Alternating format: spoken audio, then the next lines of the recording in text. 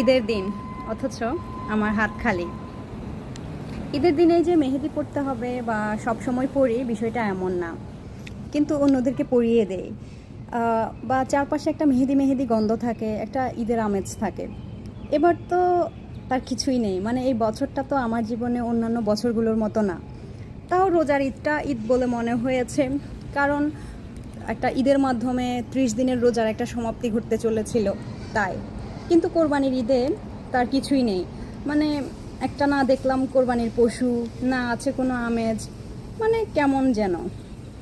তাছাড়া এখন তো চাকরি করছি, ডলার কামাচ্ছি, মানুষ তো তাই বলে। তো সেখানে তো আর চেহারা দেখে দেখে বেতন দিবে না। সবচাইতে মজার বিষয় হচ্ছে, সপ্তাহে আমার অন্যান্য দিনের যত ঘন্টা ডিউটি থাকে, মানে সচরাচর আমার যত ঘন্টা ডিউটি থাকে প্রতিদিন, আজকে আমার তার চাইতেও ডাবল ঘন্টা ডিউটি। তার মানে আমার ডাবল কাজ। আরও হচ্ছে, খুব সকাল সকাল ডিউটি দিয়ে দিয়েছে। না পারলাম মসজিদে যেতে, না পারলাম ঈদের নামাজ পড়তে। তো এই হচ্ছে আমাদের ঈদ, আমাদের জীবন, বিদেশ জীবন, মানুষের স্বপ্নের জীবন, যে জীবনের জন্য মানুষ তার অতীতের করা সকল সঞ্চয় এক নিমিষেই চোখ বন্ধ করেই ব্যয় করে দেয়।